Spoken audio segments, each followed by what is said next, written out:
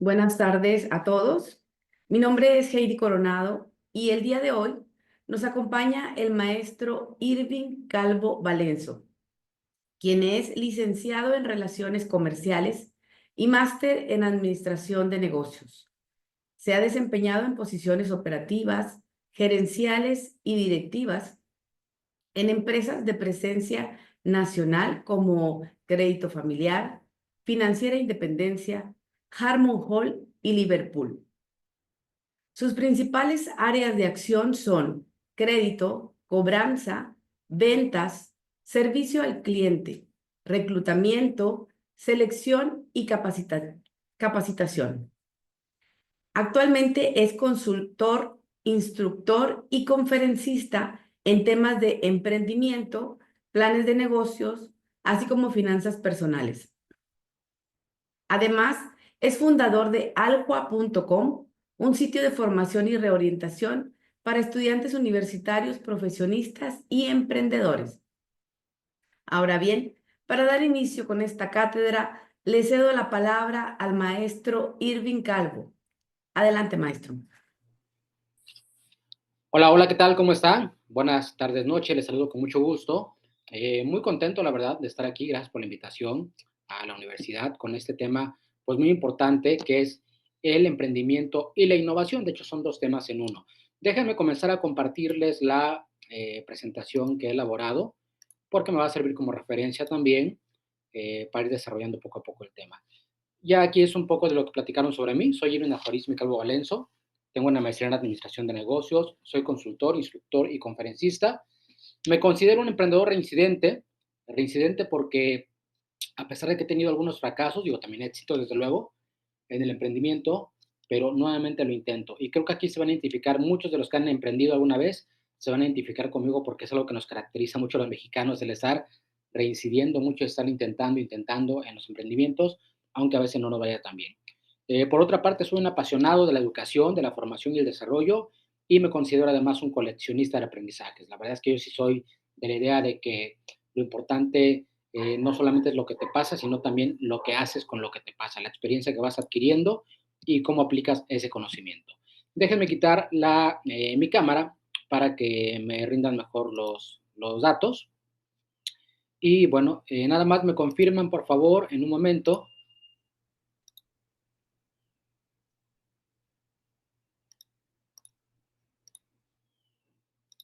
Sí está viendo mi presentación, bien, ¿verdad? ¿Me confirman, por favor? Sí, maestro. Ok, excelente, muchas gracias. Bueno, continuamos entonces. Ahora bien, empezamos con la pregunta del millón de dólares. ¿Qué es el emprendimiento?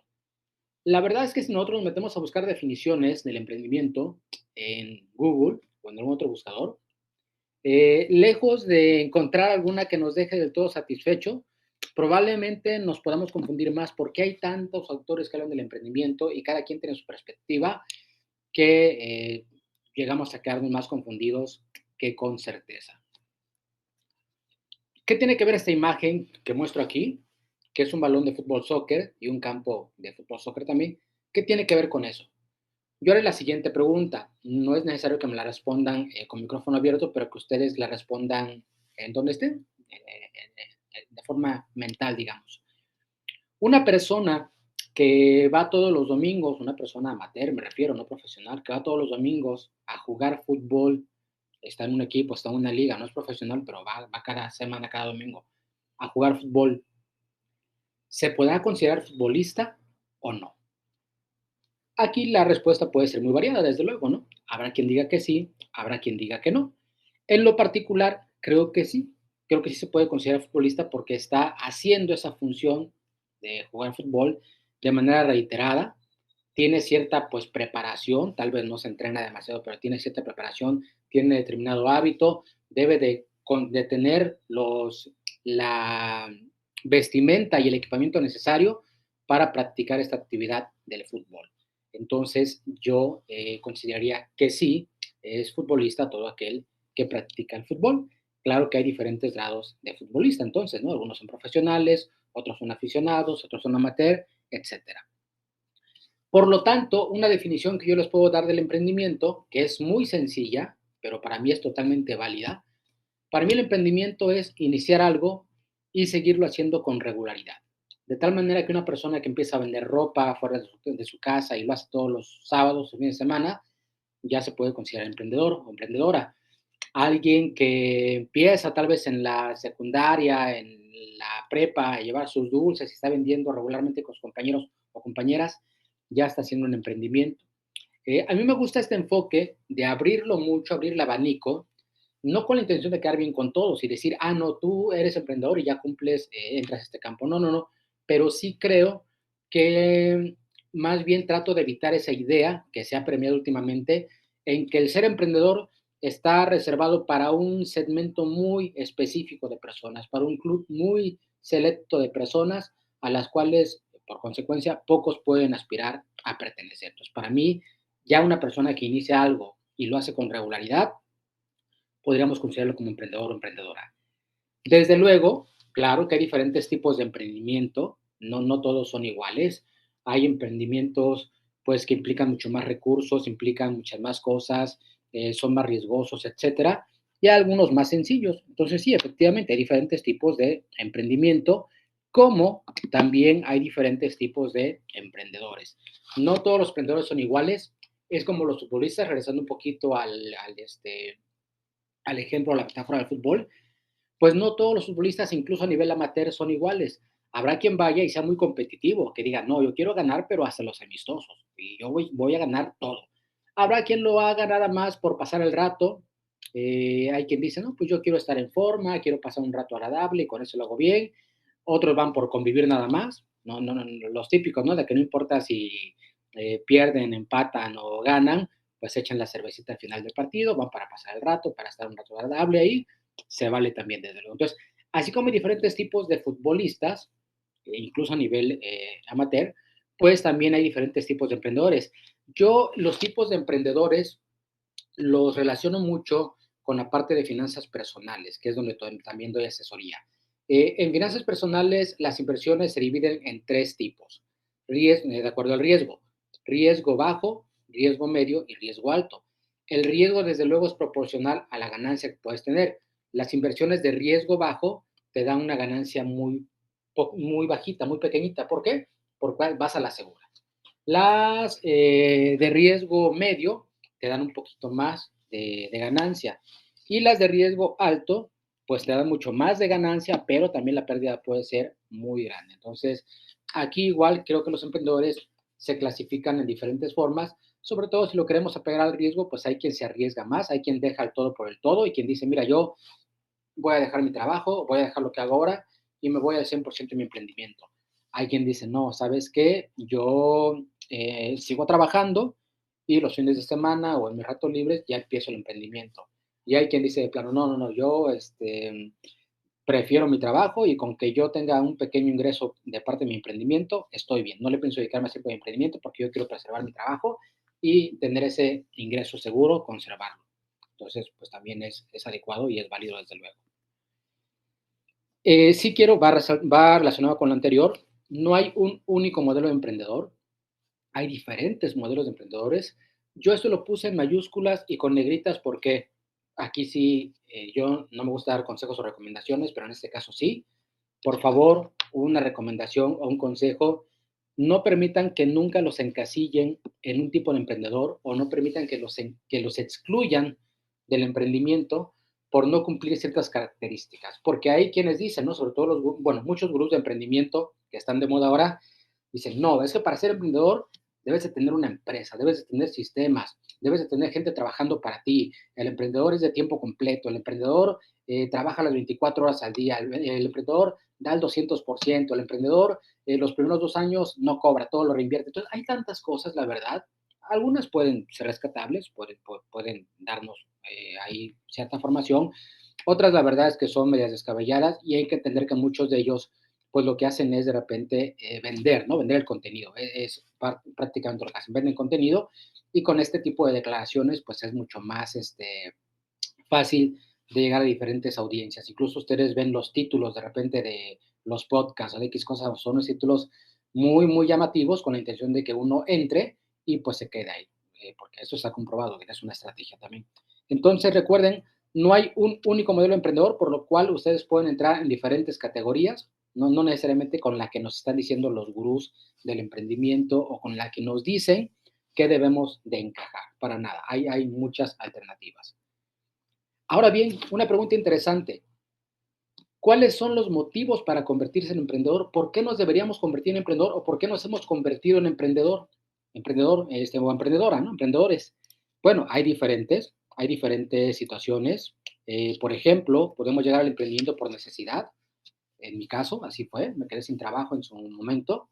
No se me abrieron las puertas como yo quería en en alguna otra empresa y pues tuve que emprender. Incluso escuchen la palabra que acabo de decir, que no sería la adecuada, pero tuve que emprender, ¿no? Lo vi como que no me quedaba otra y bueno, en realidad sí había más alternativas, pero pues creo que preferí también emprender. Entonces la necesidad, de hecho recuerden que la necesidad es la madre de la creatividad también y la madre de muchos negocios que pueden surgir adecuadamente. A veces por obligación, habrá quien emprenda por obligación, tal vez empresas o emprendedores que vienen de familia empresaria, dicen, ¿sabes qué? Pues es que el negocio se te va a heredar, o sea, el negocio va a ser tuyo. Y hay muchos casos de repente, de hijos o hijas que no quieren estar en el negocio, no quieren prácticamente como que manejarlo, sí heredarlo, pero no manejarlo. Entonces, pues se ven forzados en cierta manera, obligados a continuar con ese emprendimiento. También la obligación nos lleva en ocasiones a emprender. La curiosidad, de repente, oye, ya veo podcast, veo esto, hablan del emprendimiento, hablan de los emprendedores, hay mucho tema sobre el emprendimiento hoy, entonces me da curiosidad y yo quiero emprender. De moda, va relacionado. Oye, pues es que ya veo que los emprendedores son los que andan aparte, dicho sea de paso, hay un enfoque no tan adecuado en ocasiones de los emprendedores, desde mi punto de vista, pero que ha funcionado para darle difusión al emprendimiento. Es este enfoque del emprendedor, el que está en la playa, está trabajando, o está con su computadora ahí y dice que ese es su home office. Y dice la gente, yo quiero ser emprendedor porque esa es la vida que yo quiero. Hay quien que se toma fotos en un jet privado para aparentar que es de ellos o decir que es de ellos y decir, mira, yo quiero esa vida de emprendedor. También desafortunadamente hay mucha falsa difusión de lo que es el emprendimiento y antes de que se me olvide esto, por si no lo más adelante, si alguien está pensando en emprender para tener tiempo libre, y eso sí se los puedo garantizar, se los puedo asegurar, no va por ahí. De hecho, cuando eres emprendedor, al contrario, te vas a volver preso de tu tiempo. Ok, ya no va a depender tu tiempo de otra persona, ya no vas a tener que estarle pidiendo permiso a nadie más, pero dependes de ti mismo y eso no siempre es lo más adecuado, porque a veces no somos tan buenos para administrar el tiempo, para gestionar, o a veces también nos apasionamos tanto el emprendimiento que nos aventamos todo el día y pues no nos damos un descanso como debería. Y eso tampoco de repente es muy sano. Propósito, algunos emprenden por propósito. Esta palabrita está muy de moda, el tema de propósito. A mí me gusta, pero no me encanta, no me termina de convencer. ¿Por qué? Porque el propósito, siento yo que hoy lo manejan como en su momento, hace muchos años, hace un par de décadas tal vez, se manejaba la vocación. Ahora ya la palabra vocación ya no se utiliza tanto y es el propósito. Está bien, o sea, sí sería lo ideal, emprender con un propósito, pero No siempre es así, o sea, no siempre tu propósito va a estar alineado al emprendimiento y tampoco es malo, ¿eh? O sea, tampoco es malo emprender con algo que no va alineado tanto. Lo ideal sería que sí, en teoría, cuando te alineas con tu propósito, estás más conectado, es más sencillo, sí, yo sé, pero tampoco descartemos otras cosas que no están tan alineadas. Desde luego que no estén tan alejadas también, como lo vamos a ver en un momento. El protagonismo, oye, pues es que yo veo que los emprendedores ahorita están acaparando revistas, portadas de revista, veo sobre todo que las startups, que los unicornios, que todo esto están acaparando las revistas o las noticias, porque ya levantaron ronda, ya la valoran en tanto, ya están en Silicon Valley, ya se invirtieron acá, ya son empresa pública, ya salieron a bolsa y todo, y pues está lleno de éxitos de repente el mundo de las noticias, pero no siempre cuentan los fracasos, ¿verdad? Que incluso a veces empresas exitosas a los pocos años también tienen fracasos. Hay por ahí una empresa recientemente de libros electrónicos, creo, sí, libros electrónicos o audiolibros, que también estaba creciendo mucho y creo que ya va a dejar de funcionar. O sea, porque pues también las startups tienen esa característica que así como pueden subir rapidísimo, muy rápido también pueden irse para abajo. Entonces el protagonismo puede ir de la mano con el ego, tener mucho ego y decir es que yo estoy bien en mi posición ahora económica, pero necesito ser emprendedor, necesito que la gente me reconozca, necesito que la gente me vea como un líder al cual seguir, necesito que vean que yo sé llevar a cabo algo. Entonces también hay diferentes razones para convertirse en un emprendedor. Hay más, desde luego, pero estas son algunas de las cuales les quiero mencionar. No vamos a descalificar ninguna, no vamos a decir que alguna sea mala o buena, ¿no? No son juicios de valor, simplemente son algunas de las cosas por las cuales puede uno convertirse en emprendedor. Ahora bien, existen diferentes tipos de emprendimiento y aquí sí quiero ir haciendo énfasis en este tipo de información porque hay distintos tipos de emprendimiento. Tenemos emprendimientos comerciales, que son los que más conocemos nosotros, que va relacionado a la comercialización, al negocio o a la producción incluso de algún artículo o prestación de servicio. Esos son los más conocidos y los que más reflectores tienen por lo que representan, por los ingresos que generan, la inversión que pueden levantar, etcétera. Que dicho sea de paso, no todos los emprendimientos necesariamente tienen que levantar inversión, ¿eh? Ahora está muy de moda eso y desafortunadamente se mide el éxito de muchos emprendimientos en función de lo que están levantando de capital y no necesariamente tendría que ser así, porque el levantar capital no implica que sea un buen negocio, implica que alguien está invirtiendo, que alguien le ve potencial, que supiste vender tu idea, pero no necesariamente eso que invirtieron se va a reflejar en un negocio de esa magnitud. Pues nada más para que lo tengan en cuenta. O sea, esas inversiones sí suenan muy atractivas, suenan muy interesantes, ganan portadas, pero no necesariamente se traduce en un negocio tan fuerte como podría pensarse. Algunos sí, pero no todos. Hay emprendimientos del tipo social. Los emprendimientos sociales son diferentes, esos tienen un enfoque más de ayudar, de contribuir a la sociedad. Desafortunadamente, el enfoque que sigue permeando o sosteniéndose en ese tipo de emprendimientos sociales es que no tienen que ser negocio o no tienen que ser rentables. Pero la verdad es que sí tendríamos que verlos con ese enfoque de rentabilidad o de sostenibilidad. Oye, ok, tal vez no va a ser negocio, no vas a tener un lucro si no lo quieres ver así, pero si necesitas tener ingresos, si necesitas tener cierta rentabilidad, si necesitas ser sostenible para que tu emprendimiento se mantenga con el tiempo. ¿Por qué?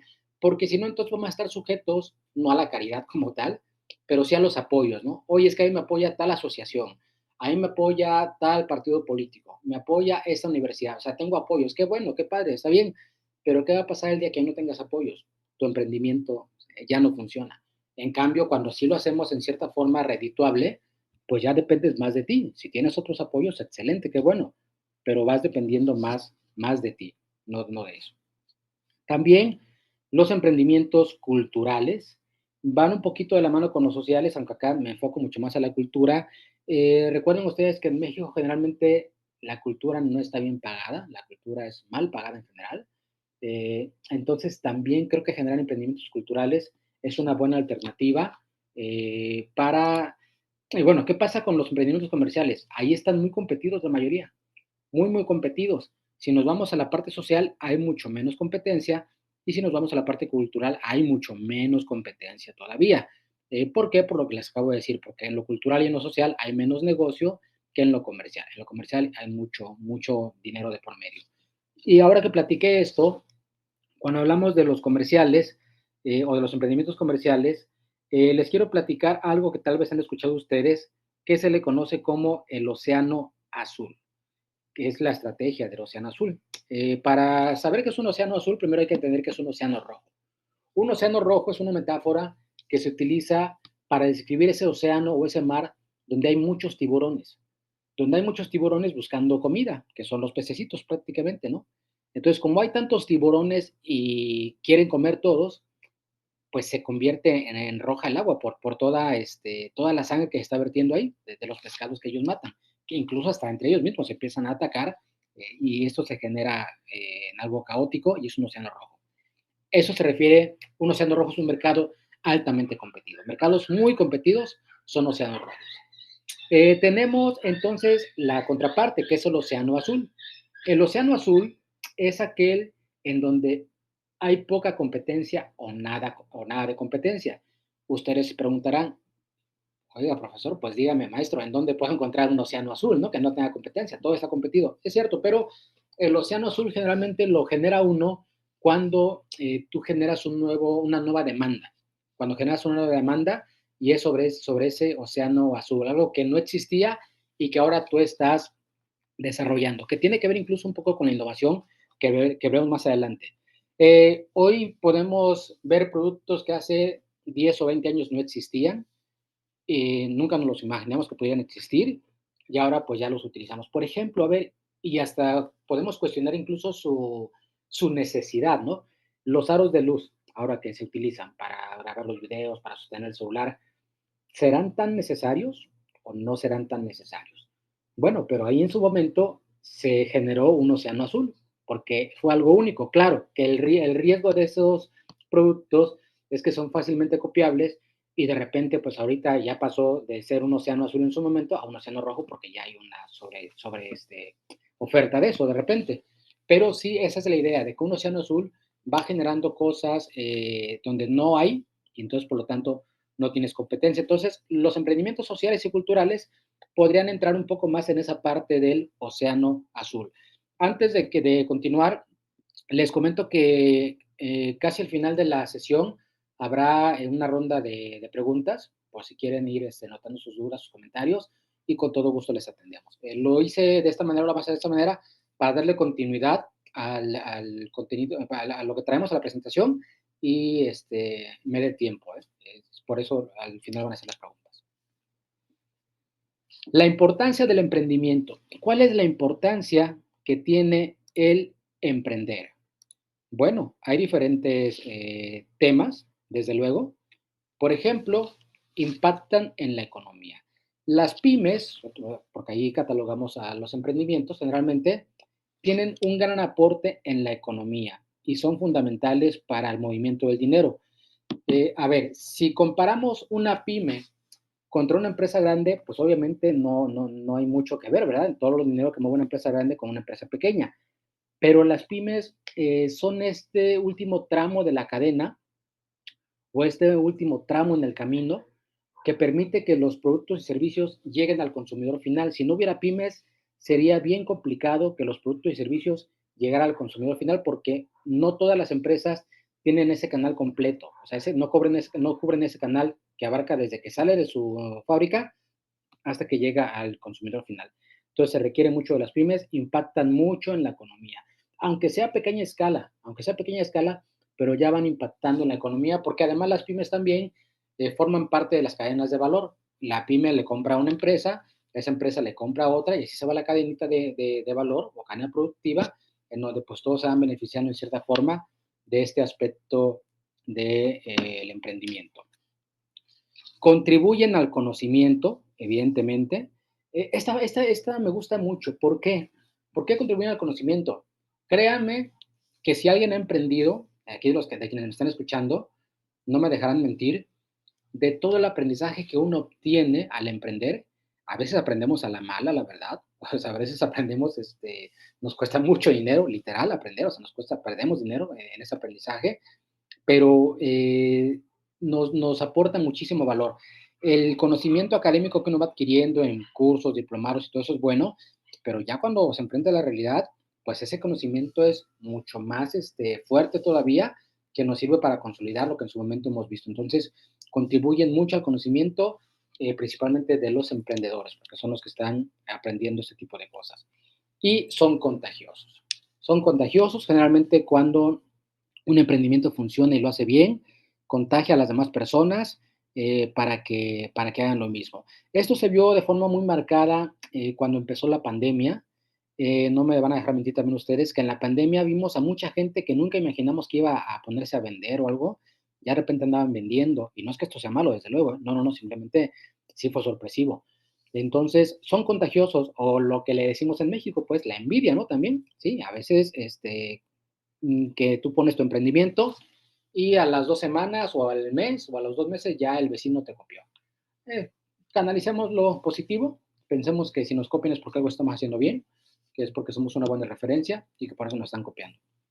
Pero más bien vamos a enfocarlo a la parte de que alguien más se contagie, alguien más se inspire de vernos y que diga, ah, mira, él ya puso este emprendimiento, yo voy a poner uno diferente, pero me inspiré en él. O sea, ya veo que él lo puede hacer, yo también lo puedo hacer.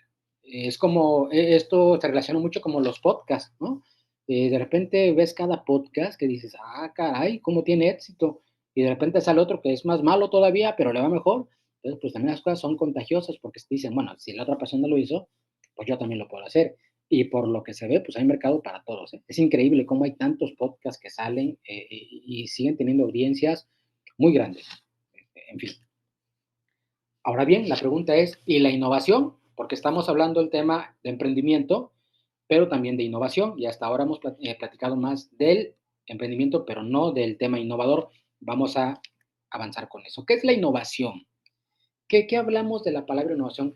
Pues así como el tema del emprendimiento está muy mal enfocado por muchos, actualmente muchos y muchas gurús, eh, eh, pues también el tema de la innovación, de repente lo quieren hacer ver como que es algo, un tema de que pocos son los privilegiados, que es súper especializado, que es algo a lo cual no todos pueden aspirar a la innovación, ¿no? Como que el ser innovador es muy complicado. Bueno, según la RAE, la Real Academia Española de la Lengua, la innovación es la creación o modificación de un producto y su introducción al mercado. Digo, es una definición buena, o sea, nos sirve como referencia, pero más allá de lo que diga la RAE, ¿qué pensamos nosotros? O sea, según nosotros, ¿qué es la innovación?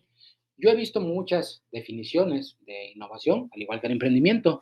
Una de las que más me gusta es que la innovación es pues la creatividad aplicada de manera útil en un emprendimiento. O sea, cuando aplicas la creatividad, pero de manera útil, entonces puede decir que estás hablando de innovación. Ojo, porque la pura creatividad, si no la trasladas en algo, no tiene mucho sentido, pero cuando ya lo aplicas, se puede decir que estás innovando. Y ejemplos en México, pues hay muchísimos, porque si por algo nos caracterizamos los mexicanos, es por ser muy creativos y de repente poner esa creatividad también de forma innovadora.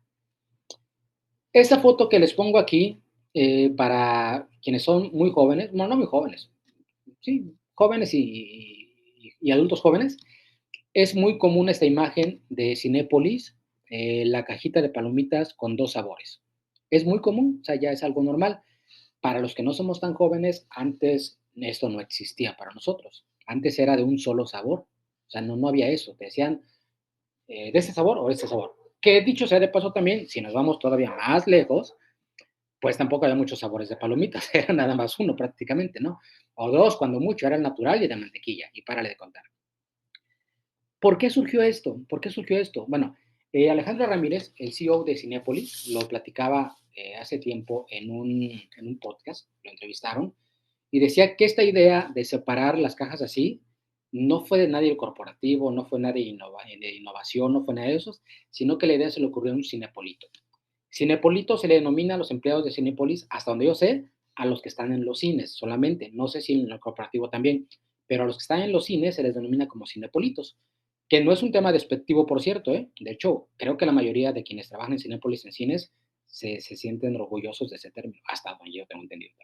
Ah, bueno, pues él una vez un cliente le dijo, oye, yo quiero que me des de estas palomitas y de la otra, de dos sabores. Y lejos de responder lo que todos respondían y de decir, ¿sabes qué? Pues no se puede, solo un sabor, dijo, a ver, permíteme. Y entonces agarró un cartón limpio, obviamente, ¿verdad? Seguramente de los mismos de ahí que ocupaban, lo puso en medio, así como está prácticamente, le puso la mitad de un sabor y la mitad de otro. Esto se supo en el corporativo o se supo no sé cómo y se escaló y fue un emprendimiento, o sea, fue una innovación que se hizo emprendimiento. Entonces, el tema de la innovación así se traslada. Es cuando ya la creatividad se aplica de forma útil para beneficio del cliente o para mejorar algo, algún producto, algún servicio. Yo así podría definirlo entonces, cuando la creatividad se aplica en un producto o servicio para mejorar la experiencia del cliente o para hacerlo mejor. Yo así lo podría definir la parte de la innovación. Y este es un ejemplo que me gusta mucho, el de las palomitas de Cinépolis. Ahora bien, vamos a ver los diferentes tipos de innovación, porque así como hay diferentes tipos de emprendimiento, pues también hay distintos tipos de innovación. Puede ser innovación en el producto, que la innovación se haga directamente en el producto. Oye, ¿sabes qué? Este era así y ahora le vamos a agregar esta característica que lo hace más innovador. Y ejemplos ya hay muchos en la actualidad, no me dejarán mentir, y ha ido cambiando a la parte de la mercadotecnia, la tecnología y todo eso. Antes, como el breviario cultural, el tema de marketing, antes generalmente las empresas se centraban en el producto, se enfocaban todo en el producto. Decían, a ver, si mi producto es bueno, la gente lo va a comprar y la gente se va a adaptar. Y eso ocurría. De hecho, en realidad, aunque el producto no fuera tan bueno, ¿eh? Pero pues como había tan poca oferta antes, te tenías que adaptar. Hoy nada más había dos marcas o dos modelos de papel de baño. De leche, pues también como que dos tipos. O sea, antes era muy limitada la oferta, cereales, muy pocos. Pero ahora tenemos una cantidad impresionante porque se han hecho innovaciones en los productos. Oye, este ya tiene libre de gluten, este sin azúcar, acá chocolate amargo, acá chocolate reducido, luego la leche descremada, leche semidescremada, leche para más de 40 años, leche para adultos mayores, leche para niños, o sea, y aparte de las presentaciones, los tamaños, ¿no? O sea, de un mismo tipo de leche, los diferentes tamaños que hay. Entonces, se puede hacer innovación en el producto. Eso lo podemos constatar fácilmente cuando vamos a algún supermercado, con toda la cantidad de productos como han ido cambiando. Incluso hace poco vi, no sé si ustedes ya lo han observado, yo lo vi en un video de un youtuber ahí que publicó, eh, de unas servilletas que las cuelgan, él pasa el video de una taquería ahí en la Ciudad de México, y hay una servilleta, un paquete de servilletas de esta grande, como de 500 servilletas, está colgado así, pero en la parte de abajo, ellos, los de las servilletas, o sea, ya es la presentación así, tiene una pequeña abertura, como las que traían los Kleenex, ¿no? En su momento, como las que traían los Kleenex, creo que me estoy explicando, ¿verdad? Entonces traen esa pequeña abertura, nada más la jalas y ya es para que la gente vaya jalando su servilleta de ahí, o sea, ya no tienes que estar metiendo la mano hasta arriba o peleándote con la envoltura, no, no, ya está abierto y tú vas sacando solamente las servilletas, pues de manera muy cómoda, como si fuera un Kleenex prácticamente. Entonces, esa fue una innovación muy sencilla, pero a nadie se lo había ocurrido. Y ahí está, por ejemplo, esa innovación fue en el producto, pero también en la forma de uso, que es el bien el tercero. Ok, sí, a una innovación, bueno, no, la innovación no fue en el producto, porque el producto como tal sigue siendo el mismo, fue en la forma de uso. Oye, ya no tienes que andar batallando y ahí jala. Es como tu dispensador, es dos en uno, ¿no? Es tu servilletero y tu dispensador de servilletas, si queremos mencionarlo así. En la forma de compra o venta, también para los que ya no somos tan jóvenes, recordarán ustedes que antes el software se vendía diferente. Antes el software, tú comprabas tus CDs para instalarlo. Sí, o sea, por ejemplo, si querías Word, PowerPoint, todo lo que es Office, comprabas tú tu CD o tu DVD, sí, tu DVD más bien, más recientemente, y con eso instalabas en tu computadora el programa y ya era tuyo. Era tuyo, pues, de por vida, digamos. Y lo podías ir actualizando y todo eso. Pero hace algunos años a la fecha ya no es así. Ya prácticamente el software ya no se vende. Ahora es como tipo renta, entre comillas. O sea, renta que tú estás pagando mes con mes para tener derecho. O de forma anual también, puedes pagar de manera anual, pero ya no te pertenece el software, solamente es una licencia para utilizarla durante cierto tiempo. Entonces, ahí cambió mucho la forma de compra o venta, y además ahí también ellos pues creo que combatieron muy bien, desde mi punto de vista, el tema de la piratería, porque ya había demasiada piratería también en los DVDs, en los CDs, demasiada piratería. Entonces, aquí tenemos un ejemplo de que puede ser en el producto, en la forma de compra o venta, o bien en la forma de uso. Y qué mejor que este ejemplo. Aquí está un ejemplo de una lata de atún que ya viene con el abre fácil. Antes, tanto que batallábamos para abrir las latas de diferentes cosas. Uno, porque pues necesitabas contar con el abrelatas, desde luego. Y a veces el abrelatas porque ya estaba viejito, ya el dientito ya no agarraba tan bien, ya de repente estabas patinando, estabas ahí dando vueltas, vueltas y vueltas y no avanzabas. O sea, era una experiencia no tan agradable de repente estar con tanto, el abrelatas con tanto tiempo. Y ahora con esto ya es mucho más fácil. Entonces aquí la innovación fue en el producto o en el empaque más bien, en la forma de uso también, porque hay gente que incluso se lo puede comer directamente ahí. En el producto incluso recuerden que también ahora ya hay atún que ya viene con ensalada, bueno, ensaladas por decir algo, ¿no? O sea, que ya viene con chícharo, con zanahoria, con mayonesa, entonces ya viene todo el producto, la forma de uso y todo es diferente también, cómo se puede llevar a cabo. Estoy seguro que a su mente están viendo otros casos, otros ejemplos de innovación. Estos son algunos de los más importantes. No más importantes, de los que yo traigo para plantearles. Así como hay tipos de innovación, hay grados de innovación y esto se relaciona con lo que les platiqué hace rato de los tipos de riesgo en las inversiones. Riesgo bajo, riesgo medio y riesgo alto, pues también hay diferentes grados de innovación.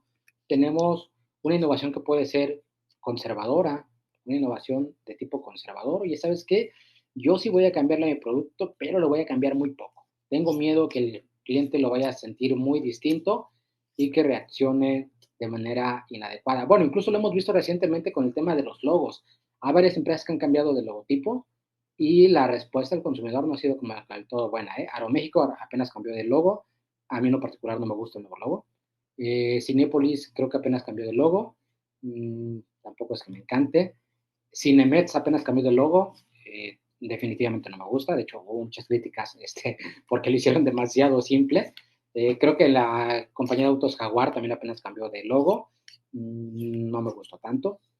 Pero imagínense, si con el logo nada más hay cambios, pues de repente con los productos puede ser mucho más notable. Entonces, algunos son conservadores en lograr de innovación. Ahora sí que cambian lo que tienen que cambiar nada más. Algunos son más radicales, dicen, ¿sabes qué? No, aquí vamos a dar una revolución, vamos a cambiar todo y que nuestro producto se va muy diferente, muy, muy diferente.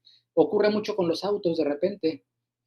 Por ejemplo, yo no soy un experto en autos, no conozco demasiado, pero si comparamos un Aveo 2000, creo que era 18, me parece que era un modelo antiguito, con un Aveo 2020, cambió el diseño, creo que el 2020, y ya los últimos son totalmente diferentes. O sea, si comparamos esos tres modelos, digamos, son muy diferentes y siendo el mismo auto, pero han cambiado el modelo bastante, lo han radicalizado por completo.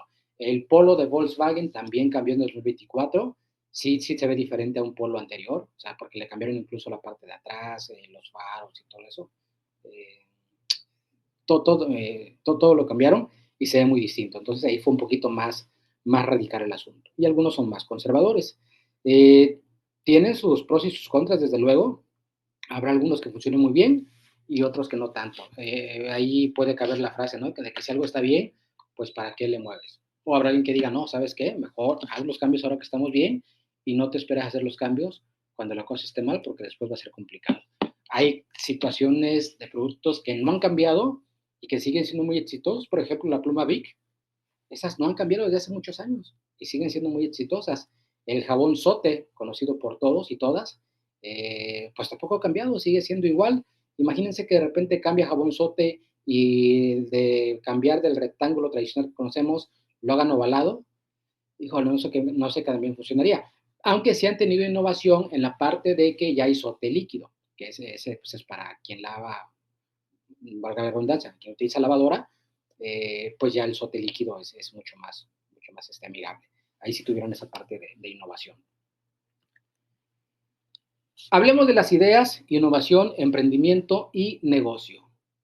Esos son algunos conceptos propios, no son de algún libro, son conceptos propios. Las buenas ideas no siempre son un buen negocio, eso hay que tenerlo claro. Una buena idea no siempre es un buen negocio. Así que aquel que tenga ideas brillantes y tenga miedo que se las roben, no se preocupen, porque las buenas ideas no siempre son bien aterrizadas. Incluso si el que la tuvo de repente le cuesta trabajo aterrizarla, pues otra persona que no lo entiende, tal vez mucho menos. La innovación es como la sal. ¿Por qué como la sal? Porque se nota cuando no hay innovación, pero también si tienes demasiada se nota.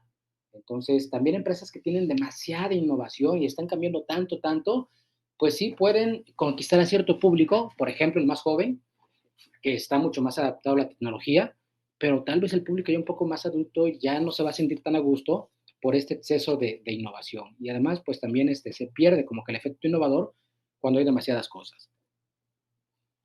Desde luego no es fácil convertir un emprendimiento en un negocio. O sea, no es fácil hacer una idea en emprendimiento y no es fácil convertir ese emprendimiento en negocio. De hecho, las estadísticas, seguramente ustedes saben un poquito de esto, no están a favor de los emprendedores. Se dice que en México, y estas cifras son muy similares en otros países, de todos los emprendimientos que se hacen, cerca del 80% no rebasan los 2 años de vida.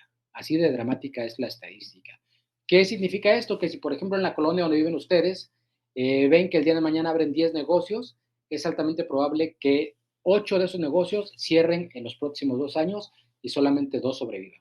Y lo más grave es que esos 2 que sobrevivan no necesariamente van a rebasar los 5 años de existencia. Así de graves son las estadísticas del tema innovador. Y en algo estamos fallando ahí porque hay mucha gente hablando de emprendimiento, hay mucho gurú del emprendimiento, hay muchos que te garantizan resultados y sin embargo la aguja no se mueve mucho, ¿eh? O sea, las cifras siguen siendo malas. Entonces, algo está fallando ahí entre los que emprenden y los que estamos enseñando el emprendimiento, porque por más que hablemos y digamos, la agujita no se está moviendo como debería de ser. La importancia de la innovación en el emprendimiento. La innovación es temporal. Aquí ya voy a empezar con mis frases polémicas un poco. La innovación es temporal y un ejemplo es la inteligencia artificial. Sí, me van a criticar muchos. A ver, pero ahorita todo el mundo está montado en esta ola de la inteligencia artificial. Bueno, ahora es innovador. En 2 o 3 años ya no va a ser tan innovador. Es como si yo les dijera ahorita, ¿saben qué? Mi empresa es innovadora porque maneja WhatsApp Business. Pues eso ya no es innovador. En su momento sí, hoy ya no. Oigan, ¿saben qué? Mi negocio es innovador porque, bueno, imaginen, no solamente la innovación es temporal porque, a ver, hace 20 años, una empresa que tuviera un sitio web era innovadora. Decían, mira, una empresa tiene su sitio web, wow, o sea, no cualquiera tiene un sitio web relativamente bien hecho. Hoy hablar de un sitio web podría hablarnos de una empresa incluso anticuada, si solamente tuvieras sitio web. Si tiene el sitio web, más su aplicación, más sus redes sociales, etcétera, bueno, pues es un complemento. Pero una empresa que hoy solamente tenga puro sitio web, podríamos decir como que viene un poquito atrasada, ¿no? En ciertos sentidos. Entonces, la innovación es temporal, ¿por qué? Porque va cambiando el tiempo y lo que hoy es innovador, después va a dejar de serlo. La innovación es mediática, sí, hay mucha innovación también que es solamente publicidad, es solamente noticia, a veces ni siquiera están siendo tan innovadores, pero pues lo hacen ver como si fuera innovador para que sea la nota, porque pues, finalmente los medios también buscan qué vender. La innovación no es obligatoria, eh, se me fue un mes antes, pero no es obligatoria. Porque si de repente se nos quiere ver eso también de que tienes que ser innovador, tienes que crear esto, tienes que transformar, pues no necesariamente, ¿eh? No es obligatorio tampoco. La innovación y el emprendimiento sí son complementarios, eso sí, se pueden complementar y se deben complementar excelentemente. Y desde luego que se puede emprender sin innovar. No hay que sentirnos mal si de repente estamos emprendiendo en algo que a simple vista no es tan innovador, bueno, no pasa nada. O sea, de hecho, en realidad hay muchos problemas todavía sencillos, básicos, que faltan por resolver. Y lejos de estar innovando, podríamos enfocarnos en resolver esos problemas que ya están, pero que no estamos resolviendo. Y que no hace falta innovación para resolverlos, sino más bien hace falta enfoque para dar solución a esos problemas. Recomendaciones para emprender, tener claro lo que no quieres hacer. Sí, así es. A veces se nos dificulta saber qué queremos hacer. Oye, ¿yo en qué emprenderé? Pondré un negocio de ropa, pondré un negocio de comida, bueno, si tienes esas confusiones, mejor ve marcando lo que no quieres hacer. ¿Qué de plano no quieres hacer? Oye, ¿sabes qué? Yo un negocio de donde esté parado todo el día, ese negocio no lo quiero, porque no va a aguantar mis pies, ok, lo tachas. oye, yo no quiero este tipo de emprendimiento, lo vas tachando y ya con eso el margen de maniobra se va reduciendo y vas a llegar a lo que sí quieres hacer. Conocer el mercado, qué hay, qué oferta, qué demanda, qué están buscando los clientes. Conocernos a nosotros mismos, suena un poco utópico, pero sí que conocer a nosotros mismos también, porque puedes que conozcas el mercado y hiciste un análisis excelente del mercado, pero tal vez tú no te sientes a gusto con lo que vas a ofrecer en ese mercado. O sea, porque el mercado te está pidiendo una cosa que tal vez tú no te vas a sentir a gusto con lo que estás ofreciendo ahí. Entonces hay que conocernos a nosotros mismos. Clarificar el modelo de negocio. Oye, ¿cuál va a ser el modelo de negocio? ¿Va a ser la venta? ¿Va a ser la renta? ¿Va a ser la venta al contado? ¿Va a ser venta a crédito? ¿Voy a tener una suscripción? ¿Va a ser una parte freemium?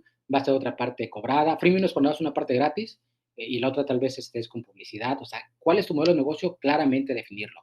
Elaborar tu plan de negocios, desde luego, y hacer un MVP. Un MVP es un producto mínimo viable, es decir, sale al mercado con lo básico, con lo mínimo que tengas, pero que sea funcional. Oye, yo quiero poner un negocio de camas de masaje y quiero traerme unas camas de masaje de Alemania que vale 1 millón cada una, quiero ponerlas aquí en el centro de la ciudad. Ok, está excelente la idea, pero ¿por qué no empiezas poniendo ahí afuera, en ese lugar o en un local pequeñito, unas camas de masaje sencillas? Y ya ves si jala. Si desde ahí ves que sí hay gente que está yendo y con el precio y te está saliendo, bueno, podría ser viable, pero si te das cuenta que no es un negocio que vaya a funcionar, pues te ahorras mucho dinero, mucho tiempo y mucho esfuerzo con un MVP y lo puedes ir mejorando, claro. Por último, modelo Canvas. Esto se los dejo de tarea para que ustedes lo investiguen un poquito más. Canvas significa lienzo. No confundir Canvas con Canva. Canva es una aplicación para hacer diseño, fotos y todo eso. Este modelo Canvas consta de 9 partes. La primera es la propuesta de valor. Tenemos que identificar la propuesta de valor de nuestro producto o servicio.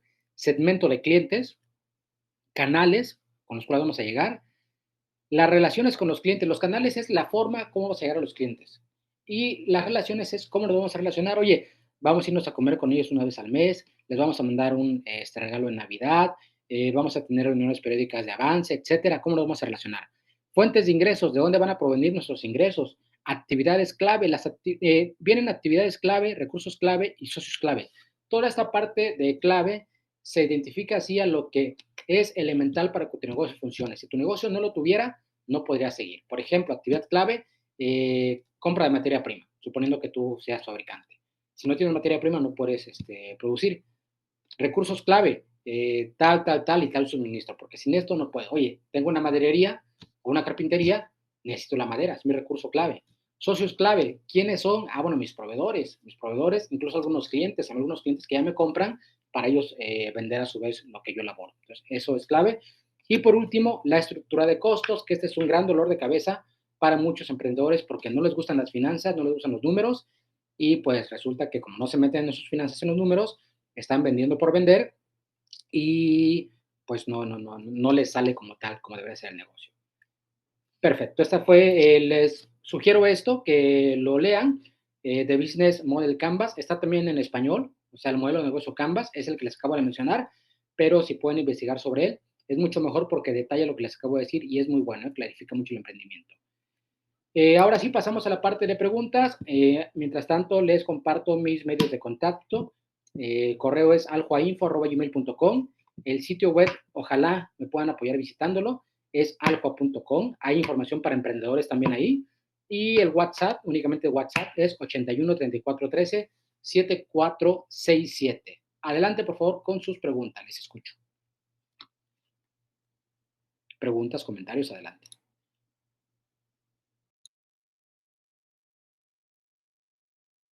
Bueno, todavía no escriben ahí algunas preguntas, pero mientras escriben, yo tengo una pregunta, maestro. Eh, Usted menciona las recomendaciones para emprender, incluyendo la importancia de conocerse a uno mismo y clarificar el modelo de negocio. ¿Cuál considera que es el error más común que cometen los emprendedores al inicio y cómo se puede evitar? Hay muchos, pero te voy a mencionar algunos. Uno que yo lo cometí en lo personal y que muchos errores lo cometen es ver tu producto como si lo fueras a consumir tú. Yo tuve un negocio de ropa, yo la ropa que compré la compré a mi gusto y fue un gravísimo error. No, tú tienes que comprar de acuerdo al mercado, porque a ti te puede encantar tu ropa, pero la gente no la va a dimensionar. Otro ejemplo, cuando tuve una crepería y hacíamos pizzas también, yo quise incursionar con las pizzas gourmet. Hice una pizza muy rica, por cierto, de pera, está muy buena. ¿Cuántas se vendieron? Cero. Porque el mercado pedía otra cosa. El mercado pedía, yo la hice muy delgadita, muy gourmet, muy tostadita. El mercado pedía pizzas gruesas, pizzas grandes, que no sean tan buenas, pero que las puedas atascar de cápsula. O sea, eso es lo que pedía el mercado donde yo estaba. Entonces, sí conocer el mercado. Es bueno enamorarte de tu producto, pero como hay que ver los defectos a ese enamoramiento, ¿no? Hay que ver las virtudes, pero hay que ver los defectos y no proponer lo que uno quiere, sino lo que el mercado está dispuesto a pagar. Muchas gracias, maestro. Antes de la pregunta que viene en el chat, hay una pregunta aquí directamente, que está levantando la mano. ¿Podemos abrir el micrófono, Eduardo Andrés, para hacer la pregunta? Hola, sí, buenas noches a todos. Gracias. Buenas noches, licenciado Irving. La Hola, duda es la Eduardo. siguiente. El- en dado caso de que la innovación se tuviera que dar en un servicio y no fuese un producto, ¿cuáles son las tendencias para innovar en cuanto a servicios? Qué buena pregunta, porque fíjate que si esta pregunta me lo hubieras hecho hace 5 años antes de la pandemia, yo te hubiera dicho que una innovación que estaban aplicando algunos negocios, todavía no todos, era el delivery, la entrega a domicilio. Eso antes de la pandemia, porque todavía no, la gente no estaba tan acostumbrada al delivery, pero en la pandemia se forzó y ya es algo normal. Algo que era innovador, ahora ya es algo común. Yo creo que tiene que ver con la solución de problemas de nicho. La solución de problemas de nicho sí podría ser la innovación ahí. Ejemplo, oye, comida para diabéticos. Sí, ya sé que ya existe la entrega de comida a domicilio, pero yo voy a entregar la comida a personas diabéticas con una dieta, no solamente la comida, vamos a ir con un médico, le va a hacer los análisis respectivos, porque recordemos que cada quien tiene una situación diferente, le va a hacer su menú y yo me comprometo a que durante la siguiente semana te traigo tu menú y te cobro tu semana por semana o mes por mes. Yo creo que atacar ciertos nichos es muy, muy importante. También la innovación, y más que innovación, yo diría necesidad, pero también puede ser un poco innovador en cierta forma, es los adultos mayores. Ahora la pirámide poblacional en México todavía está conformada en su base, o sea, en la parte de abajo, por jóvenes. Hay mucho joven todavía.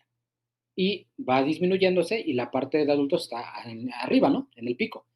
Esto en algunos años se va a invertir. Entonces va a ser así. Arriba habrá mucho adulto mayor y abajo habrá muy pocos jóvenes. ¿Eso por qué? Porque ya la dinámica está cambiando, ya las familias ya no son tan grandes como eran, muchas personas ya no quieren tener hijos, etcétera. Entonces, la pirámide se va a invertir.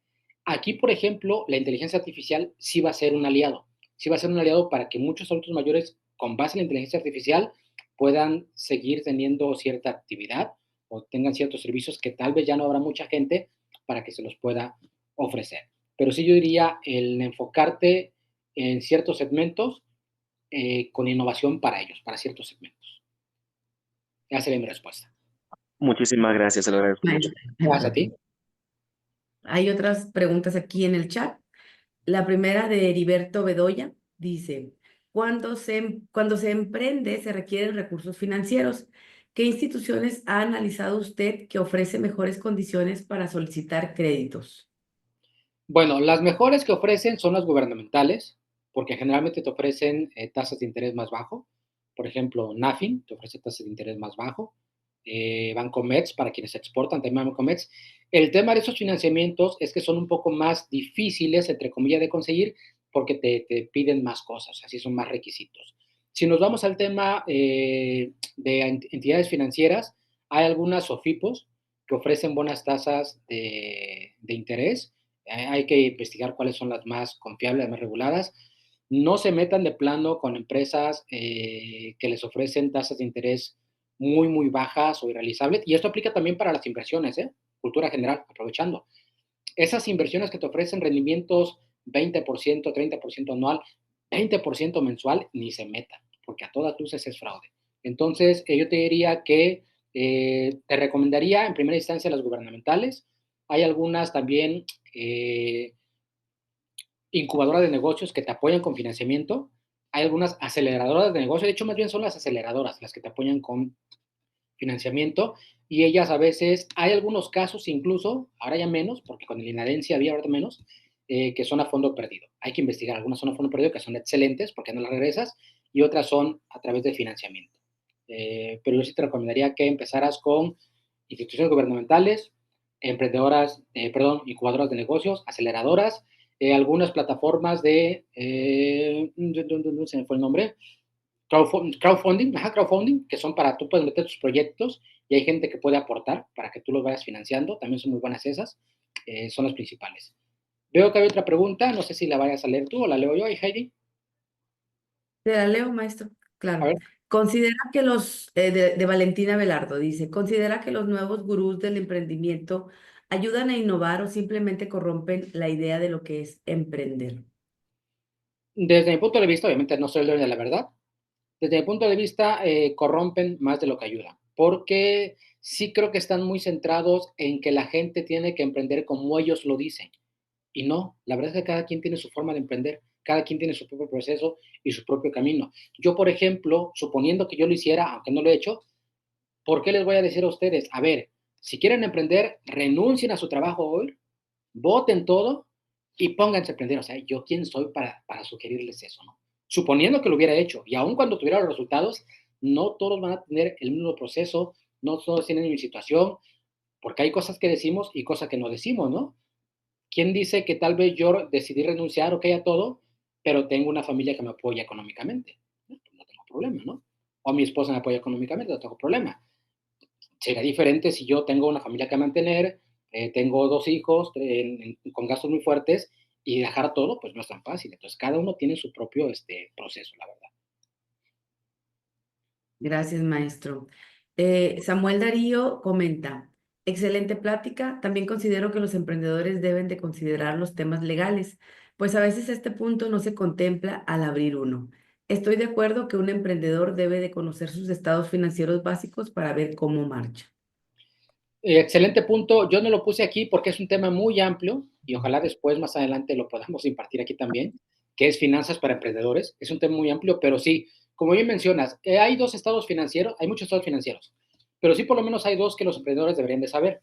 Uno es el balance general, que es para conocer tu patrimonio, cómo está, y el otro es el estado de resultados. El estado de resultados básicamente te va a decir si tu negocio está ganando o está perdiendo. En pocas palabras, con eso vas a poder ver si tu negocio es negocio. Pero sí, temas legales también, desde el SAT, darnos de alta en el régimen adecuado, desde el registro de marca, por favor, si tienen una marca y ya le están dando en serio, regístrenla, porque si no la registran, alguien más la puede registrar a su nombre y entonces el que está ahí infringiendo, incurriendo un delito serán ustedes, porque no lo registraron. Entonces sí, por favor, lo legal es muy, muy, muy, muy clave. Por lo menos lo del SAT y registro de marca, tenerlo muy puntual. Gracias, maestro. También Nelson Daniel comenta, al momento de emprender, quien emprende carece de ciertos conocimientos y pregunta, ¿qué especialistas considera prioridad contratar o consultar al momento de tener un proyecto de emprendimiento? Yo te diría que sí te acerques a una incubadora de negocios, a una incubadora de empresas. Son muy buenas porque ellas ya traen una metodología. Ya traen una metodología para decirte cómo vas a ir desarrollando poco a poco. Ya tienen ciertos puntos y formatos establecidos a través de los cuales tú puedes llevarlo a cabo. Digo, incluso también si puedes contactar a mí, nosotros brindamos ese servicio de incubadora, también lo podemos hacer. Pero sí, porque ya tenemos una estructura de la cual te vamos a ir llevando poco a poco. Porque ese es el tema, hacerlo con una estructura y hacerlo bien. Porque nada más decirles emprendan y háganlo y motivados y el impacto y el propósito, eso, pues está bien, pero pues ¿cómo lo hacemos, no? ¿Cómo llegamos de punto A al punto C? Muchas gracias, maestro. También Erika Flores comenta y pregunta, hola, un saludo desde Tlaxcala. Dice, mi pregunta es, ¿qué libros puede proporcionarme en el emprendimiento y la innovación? Sugerir, perdón. Bueno, te voy a recomendar 2 libros. Uno no es ni de emprendimiento ni es de innovación, pero estoy seguro que te va a gustar mucho y se lo recomiendo a ustedes en general. A mí me cambió mucho la perspectiva. Creo que a ustedes les va a encantar. Se llama Los secretos de la mente millonaria. Ahí se llama. Los secretos de la mente millonaria de T. Harv Eker. Ojo, no es, me gustó mucho porque no es un libro que te hable de fantasía, no es un libro que te diga que vas a ser millonario de la noche a la mañana, no, no, sí te va, sobre todo él aborda mucho la parte del lo neuro, ¿no? Lo de la mente, cómo tenemos ciertos patrones que nos van marcando nuestro manejo con el dinero. Ese te lo recomiendo mucho.